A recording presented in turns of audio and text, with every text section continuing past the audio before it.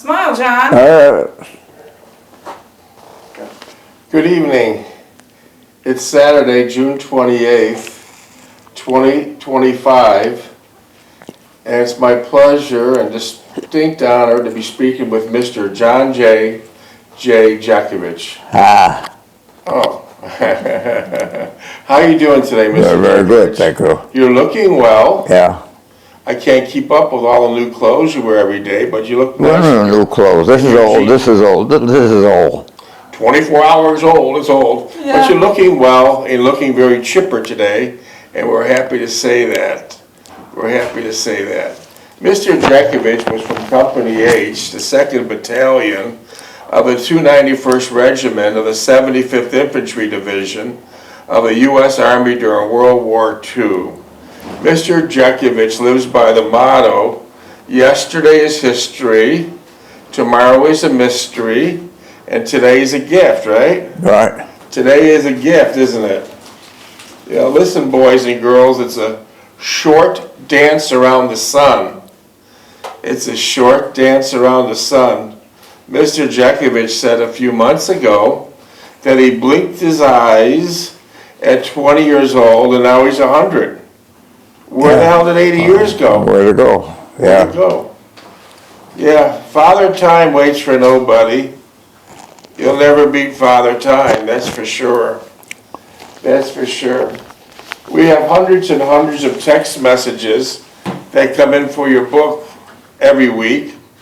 And one of the big ones is, where can I buy your book, Mr. Jeckovich, and how much is it? You can't buy it. The book is not for sale. It's not about money. Mr. Jeckovich has plenty of money, so he's not selling nothing. The book is about giving the young generation a better idea how to live a simpler and more wholesome life.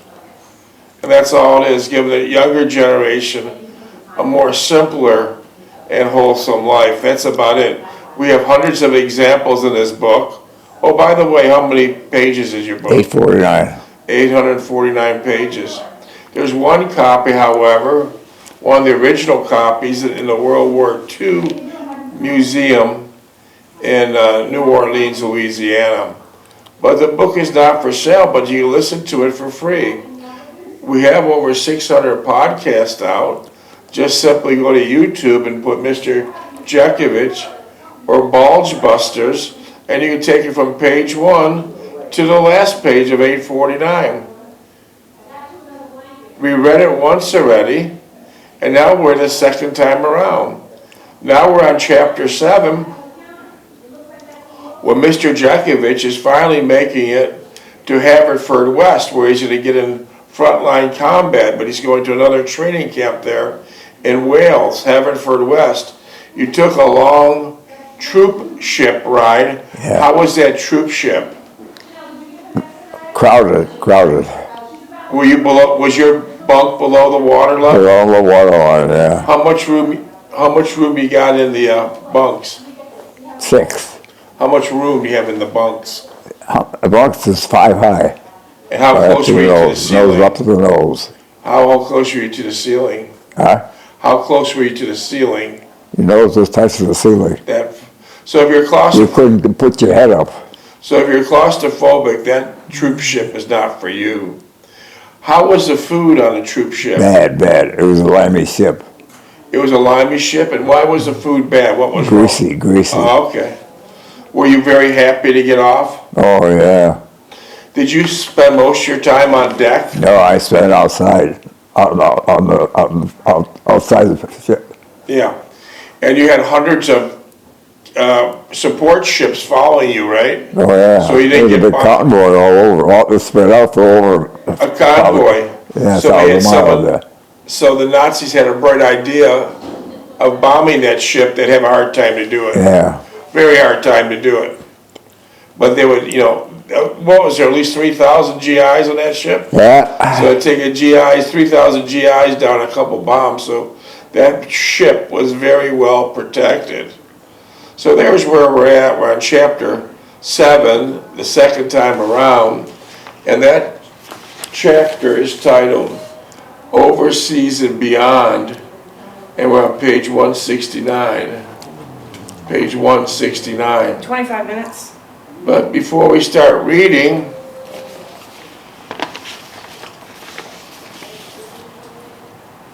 you only knock out a few of these pages out of your book, Yeah. because we've been doing more text than reading. Let me read just 2 or 3 pages out of your book, and this is where you're landing at Haverfordwest, right off the troop ship, and gonna get ready to go to combat. And so I'll need your dog tag number. 42165. That's the passcode that opens up our laptop to read the book. Okay, here we go. Getting off the troop ship now. I did not have any excessive, and what small items I did have, I disregarded, such as extra towels, toilet articles, and such. It was much colder here, so it was much colder there than when you left Owensboro, Kentucky, right? Yeah. It was much colder there than the East Coast than in Kentucky. And I took to wear my field jacket as I walked about camp. The cold climate brought back to mind my introduction to Army life and my stay at Camp Upton, which was not too far from here. We had no extra duty. All of our time was occupied in preparing for embarking and receiving our ship assignment, and entailed sleeping and eating disposition and schedules. We were all billeted in a one-story tar-papered huts, which were unheated, uninsulated, and quite cold during the evening hours, especially when the wind would blow off the ocean of the easterly direction. Luckily, we were issued sleeping bags, and they were the most appreciated during the cold nights, as we slept with our clothes on, as well as our field jackets and our wool caps. During active duty, when you're sleeping in the foxholes, because you spent many months just out in the fields during active duty on the front line, did you ever use a sleeping bag? No. Why? Dangerous. Couldn't get out. Couldn't get out of it, no. Yeah. Okay. The beginning of the 5th day, we were trucked to the docks to board our ship. It was drizzling outside and gradually turned to sleet as we walked up the gangplank of the ship. This was to carry us across the ocean to engage an enemy we never knew or had seen. Our company was quartered on the 2nd deck below the waterline. Below the waterline's a hell of a place to be. Well, Isn't it? Below that waterline. As we entered the area, it suddenly became quite warm and stuffy. Our berths were 5 to 6 high, depending on the contour of the ship's bulkhead, and the aisles separating the berths were no more than 2 feet in width. yeah. It was close and cramped, and we had a difficult time finding a spot to store our individual duffel bags, let alone attempt to maneuver the narrow aisles. The compartment probably housed 1,000 men, had a smell of burning rubber and diesel fuel that permeated everything. After a while, it made me nauseous. We were instructed over the ship's loudspeaker not to stray away from our immediate area until boarding was completed as we cleared the harbor. And as an afterthought, the announcer suggested they would take a better part of the rest of the day. I was flabbergasted. How was I to last down here for the length of the time with no air, so to speak? It was becoming very warm, and most of us shed our field jackets and shirts and wearing with our berths and only our t-shirts.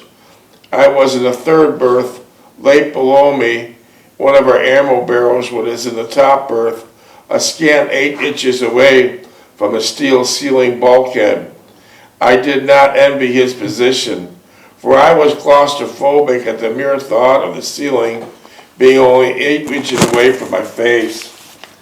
Our troop ship was a former luxury liner that had been plotted the Atlantic Seas lanes with well-heeled tourists.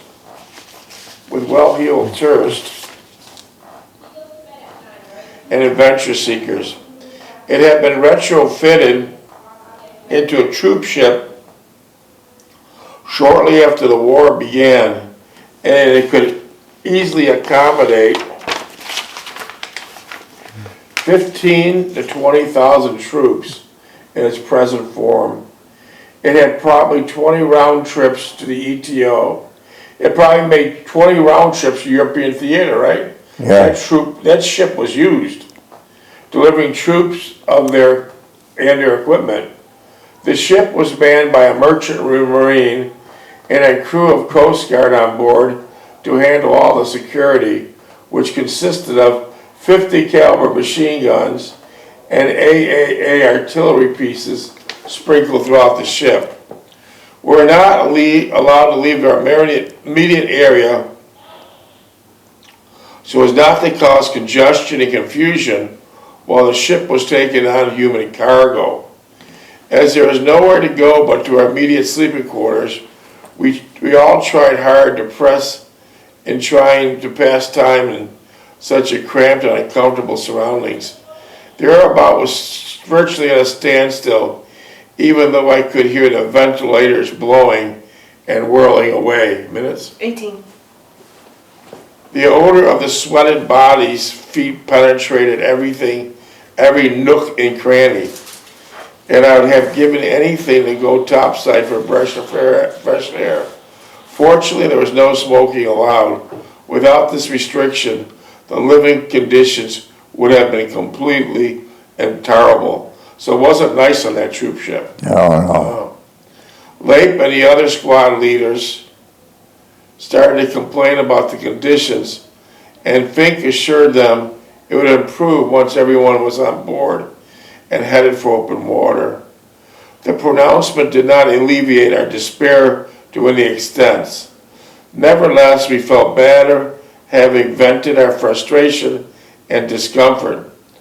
I found the most comfortable and relaxing position to lie perfectly still on my back and close my eyes and let the whirling of the ventilator motors create an illusion of streams of cool air circulating around my body. It also helped me greatly to think about Anne and all of our time together. Finally, after it seemed like an eternity, the huge step began to grunt and groan. The huge step began to grunt and groan. Oh. The ship. Finally, after what seemed like an eternity, the huge step began to grunt and groan as it just awakened from a deep sleep. Then thundered, and suddenly there was a tremendous jerk forward, and the giant ship began to slowly creep forward. There was much bumping and scraping alongside its steel hull, presumably from the tiny tugboat struggling to free it from the place of rest. So you had many tugboats pulling you out. Yeah. That must have been a very heavy job. There was one time, and then there was complete silence with the only sensation of movement. It was only when the ship's diesel engines went online did they feel the actual thrust of the giant liner as it moved forward. The drone of its mighty engines assured of its magnitude and strength, and the sound of water comforted as it began its journey across the wide expanse of the ocean. Then over the ship's loudspeaker went the message that we're underway and free toward the ship. So now you're able to get off those bunks and go on deck, right? Yeah. All right. That must have been a release, huh? Oh, yeah. Relief. That's where I stayed all the time, on deck. On deck. Were guys allowed to smoke up on deck? No. We all made a mad scramble for the topside and for the benefit of some clean, fresh air. The air felt good as it rejuvenated us considerably, and it was that I realized the enormous size of the ship we were on as thrust the water through the water. As I peered over the railing It was a good 30 to 40 feet to the surface of the water, and I saw that the ship appeared to be several football fields in length from end to end. I was immensely impressed with the size and power and thought, where else but in the Army could I have the opportunity to experience something of this magnitude? So that was a monster, right? Oh, yeah. Yeah. And there was a couple of them out there in the ocean. There were several of them out there. Oh, okay. Bringing a lot of troops to the war zone. Yeah. We spent most of the rest of the day exploring the ship and mingling with the rest of the troops on board. It was fascinating to look out to sea and see nothing but a wide expanse of the ocean with no land in sight anywhere. Eating on board the ship was an exercise in patience and maneuverability, as the meals on board were served 24 hours a day. With such a large number of troops to feed, they could not accommodate everyone at one sitting, but were compelled to feed by rotating shifts. Hence, their breakfast was at 1200 hours, lunch at 1800 hours, and dinners at 0200 hours. There were no tables as such, only waist-high counters that ran the length of the dining area. To eat, you would have to stand on a counter trying to keep everything in front of you as the ship rolled from side to side. And it occasionally lurched downward, only to rise again at a more rapid pace and a more prospectable angle. I tried to stay on deck as much as possible to avoid the sultry conditions below, but which had grown worse due to the onslaught of seasickness affecting a large contingent of the troops. So a lot of soldiers were infected with seasickness. Yeah. Were you? No. You were lucky. I did not get seasick as the most people, but I felt wheezy and nauseous whenever I entered the dining room, or had to spend considerable time below.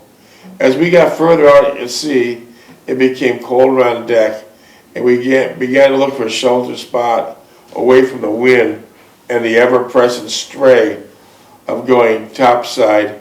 And when we returned below deck, we would remove most of our clothing except our underwear, and to adjust the unbearably high temperature.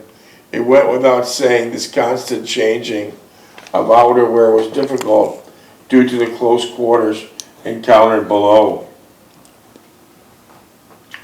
I enjoy sitting on the sheltered corner of the ship, bundled with all my issued outwear, including my overcoat, feeling the roll of the ship, hearing the sound of the waves ricocheting of the bow of the ship, and I would sit there for hours reading and just daydreaming about Anne and all that happened between us. I then realized, almost by chance, that I'd led a rather hectic lifestyle these past several months, and wondered, was this the prelude to upcoming events? So that ship was a real monster, right? Yeah. When you would sit on deck, did you see other ships in your eyesight? Oh, yeah, well, we had I probably had 30, 40 ships out there. They're spread out over miles, though. Did you notice any planes flying overhead? The what? Was there any planes flying overhead? No. Uh-huh. Did you see any whales? No. Did you see any fish? No. Didn't see any sharks either. Didn't see nothing. No. I'll be damned. They're way underneath the water. So would you stay out there 24/7, or you'd have to go below? No, you could stay up there. And you did? Yeah. So you didn't sleep much, I take it? Yeah. Minutes, please? Did you sleep up on the deck at all? Huh? Did you sleep outside on the deck? Yeah. I Yeah, had my overcoat on and everything. 10 minutes. Wow. Hey, they said they had boxing matches. Did you do any boxing on the ship? Boxing. Didn't they say they had boxing? Boxing on a ship. Well, that's what they That's the said. last thing I said. Well, who would I box with? I don't know. They said It said that in this book here, that on that troop ship, there was, let me read you. they what- had movies and they had boxing matches. Yeah. Let me see what the book Everywhere is too miserable to go to movies or boxing. Okay, let me see what they say here. This is the 291st Division, Infantry Division, and and they said, aboard the ship was spent with boat drills, inspections, movies, band concerts in the ship's recreation hall, boxing bouts on the aft deck, library, religious services, and French and German classes. Yeah. Is Did you that have true? Yeah. Was Yeah, that they true? had all that shit, but I don't think they took advantage of No one it. participated. Did you No. take any German classes while you were on the boat? Did you try to learn any German? No, no. Okay, let me pick up where I was here.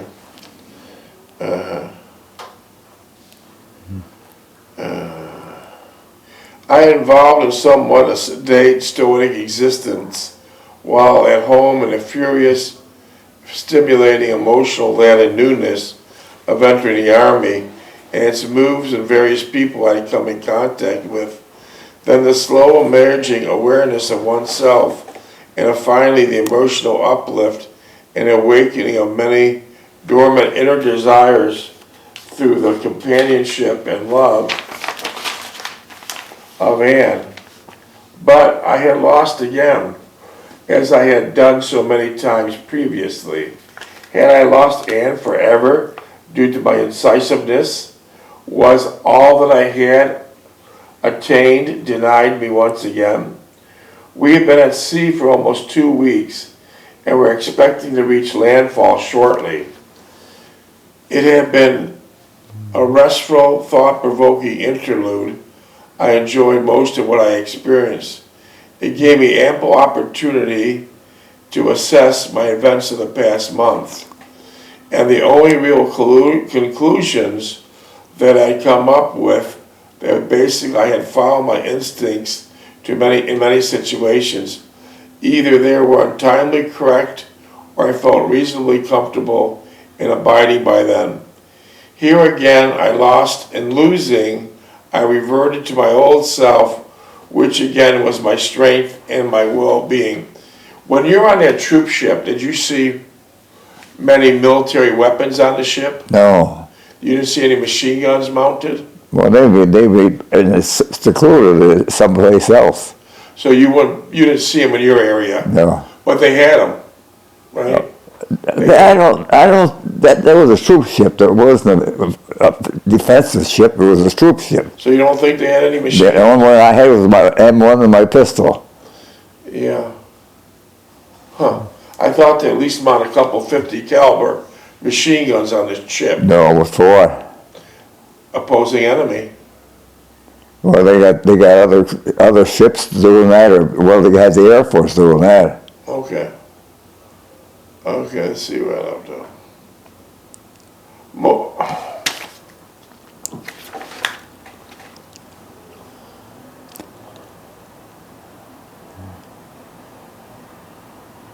The other situation, although not as critical as sleeping, was nevertheless still frustrating, the eating arrangements.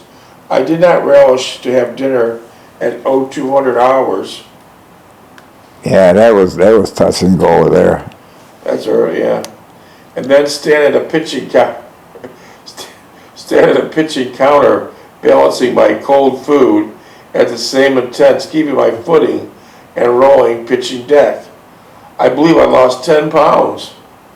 If it had not been for the PX rations, candies, cookies, crackers, etc., issued twice weekly, I would have been far worse off. We were in a small convoy of 3 or 4 more ships, escorted by several destroyers. A convoy would almost be a misnomer, as we could not see the other ships most of the time. Every now and then, we'd catch a fleeting glimpse of the horizon during the daylight hours. At night, the ships were completely blacked out, except for a deck below, and then the lights were very dim. There are no lights on the deck, not even a small glow of a cigarette. As there were no real duty rosters on the board ships, the days resolved into daily pattern and ritual. Everything revolved around the eating schedule, and we were not in line. If we were not in line waiting to eat, which consumed a good part of the day and night, we'd stroll the decks, exploring the ship, or just find warm spots and read, or as many of the men did, play cards and gamble. This was much of a discussion of the future, how we react under actual combat conditions. How would it feel to be wounded, more so which part of our bodies we did not want destroyed or injured. The question of death was brought up frequently, and there are varying degrees throughout on the thought of the subject. 4 minutes. My own personal view was that if it came, death, I wanted it swift and complete. Leip's death came swift, right? Yeah. I didn't want to leave the army with a missing limb or vital parts. Of course, the entire discussion was predicated on our simplistic, naive, and inexperienced viewpoint of the war and its aftermath. So we'll pick up on this. Do you feel like answering any questions? All right. You 3.5. How many minutes? 3.5. So tell us in your words about the troop ship. Describe to us. Yeah. Describe to us troop ship. Describe the troop ship. Yeah, tell everybody. It's congested. It's congested, smelling, drought, and cold warm. And there was about 30,000 soldiers on it? Yeah. And then you got off at Haverfordwest, right? Yeah. What did you see? How far out were you before you seen land? We didn't see land, we were out in the ocean. I mean, when did you see Haverfordwest? Was it 100 miles out or 50 miles out? No, we came in at night. We came in at 3 o'clock in the morning. Huh? Did Haverfordwest, the houses in Haverfordwest have lights on? No, they were painted black or put black screens out. So everything was undercover? Yeah, you couldn't tell the city there. Wow. And then when you got off the troop ship in Wales, where did you go? And get on a troop convoy or 6x6 truck and take you to the village. How long of a drive was that? Huh? How long did that take you? Take you about 2 hours. And then what kind of place did you stay at? It was a makeshift civilian camp for troops for surveying, for training. I see. Did they have, was it roomy quarters or were you very congested? No, you had a build. You were 3 high, 4 high sometimes, Bunk bed. and you had little stoves in the middle of the aisle. Oh, wow. Then they had fire watches. Yeah. So how did they improve the food substantially once you got there? Did the meals improve? No, The meals weren't good there either? the meals weren't good enough because everything had to be imported. I see. So, and then how long did you stay there? We're Haverfordwest. Yeah. We got off there. We were off the ship for good. It took us on fields, hikes. We ran a lot, get straightened out, get back in shape.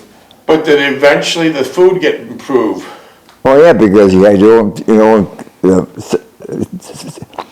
own mess hall and everything. So the food improved. Yeah, because you had your own company now. How many days or weeks did it take you to feel stable again from that ship? The what? How many days did it take you to feel stable again by getting off that ship? Well, you still got the rocker motion on it. How long did it take? How many? Half a day, half an hour. So you're in good shape? Yeah. They started running us right away. And then and eventually They took the kicks out. when the war finally ended, is that the same troop ship you went back to New York in? No. Was it a completely different one? Yeah. Same conditions? Yeah. Same conditions. Well, it was more updated than Yeah. when we were on. Wow, 5 seconds. that's amazing. Big ship though, huh? Huh? Big ship.